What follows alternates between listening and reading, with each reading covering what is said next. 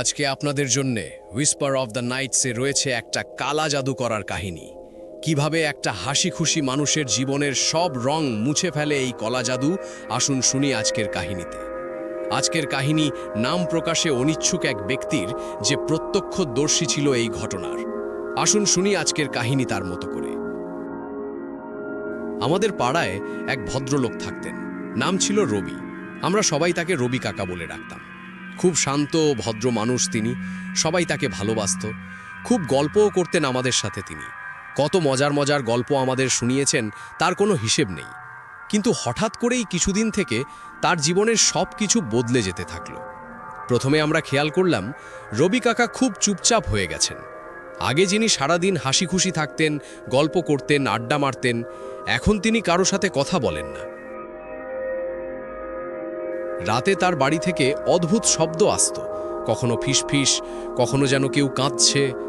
একদিন কাকিমা আমাদের বাড়িতে এসে কাঁদতে কাঁদতে বললেন, ওর কিছু একটা হয়েছে, রাতে ওর নিজের সাথে কথা বলে। আমরা ভাবলাম হয়তো মানসিক সমস্যা, কিন্তু আসল ঘটনা তখনও আমরা কেউ বুঝিনি। কয়েকদিন পর থেকে কাকার আচরণ আরও খারাপ হতে লাগল। তিনি হঠাৎ করে রেগে যাচ্ছেন, নিজের শরীরে আঁচড় কাটছেন, আর সবচেয়ে ভয়ঙ্কর, তিনি বারবার বলছেন, ওরা আমাকে ছাড়বে না। কিছু কিছু ঘটনা থেকে আমরা সবাই বুঝতে পারলাম এটা কোনো সাধারণ অসুখ না, কেউ কিছু করেছে কাকার ওপর। আমরা প্রথমে বিশ্বাস করতে চাইনি, কিন্তু একদিন রাতে আমি নিজে চোখে দেখলাম। রাত প্রায় 2টো বাজে তখন।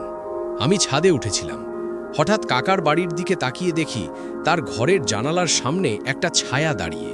কিন্তু অদ্ভুত ব্যাপার, ঘরের ভেতরে কাকা আছেন, আর জানালার বাইরে ওই ছায়াটা বা জানালার গ্রিল ধরে সেই ছায়া দাঁড়িয়ে আছে। ছায়াটা ধীরে ধীরে নড়ছিল, আর কাকার গলা শোনা যাচ্ছিল, আমি তো কিছু করিনি, আমাকে ছেড়ে দাও, কেন আমার পিছনে তোমরা ঘুরছ? আমার গা শিউরে উঠল। আমি বাড়িতে বাবা মাকে এই ঘটনাটা জানালাম। মা বলল, হয়তো কোনো লোক কাকার সাথে কথা বলছিল, অন্ধকারে তাকে ছায়ার মতো দেখাচ্ছিল। আমি আর সেদিন কিছু বললিনি, কারণ হয়তো মা ঠিক বলছিল, ওটা কোনো লোক হবে। পরদিন সকালে বাড়ির এক কোণে কিছু জিনিস পাওয়া গেল। একটা লাল কাপড়ে বাঁধা পুটলি, ভেতরে চুল, নখ আর কালো মাটি। পাড়ার লোকজন বলল এগুলো কালো জাদুর জিনিস। শেষে একজন অভিজ্ঞ গুণিন ডাকা হলো। রাত 12টার পর তিনি আসলেন। ঘরের ভেতর মোমবাতি জ্বালানো হলো, রবি কাকাকে মাঝখানে বসানো হলো। তিনি তখন অদ্ভুতভাবে হাসছিলেন। গুণিন মন্ত্র পড়তে শুরু করলেন।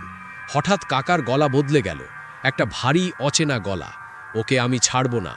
ঘরের বাতাস ঠান্ডা হয়ে গেল, মোমবাতির আলো কাঁপতে লাগলো। কাকা হঠাৎ মাটিতে পড়ে গেলেন, তার শরীর কাঁপতে লাগলো, চোখ পুরো সাদা। গুণিন জোরে চিৎকার করলেন, তুই কে, কেন এ শরীরে? একটা গলা উত্তর দিল, আমাকে ডাকা হয়েছে, আমি শুধু কাজ করছি। গুণিন আরও জোরে মন্ত্র পড়তে লাগলেন। হঠাৎ কাকার মুখ দিয়ে কালো রঙের কিছু বেরোতে লাগলো, যেন কালো ধোঁয়া। ঘরের কোণে একটা ছায়া তৈরি হলো, সে ধীরে ধীরে জানালার দিকে চলে গেল আর মিলিয়ে গেল। সেই গুণিন কাকিমাকে বলেছিলেন ওনার ওপর কালা জাদু করা হয়েছে, এখনকার মতো আর কোনো সমস্যা নেই, আবার যদি কিছু হয় আমাকে খবর দেবেন। এ সহজে যাবে না, অপেক্ষায় থাকবে। সবকিছু শান্ত হয়ে গেল। কাকা অজ্ঞান হয়ে পড়ে রইলেন। পরদিন সকালে তিনি জ্ঞান ফিরে পেলেন, একদম স্বাভাবিক।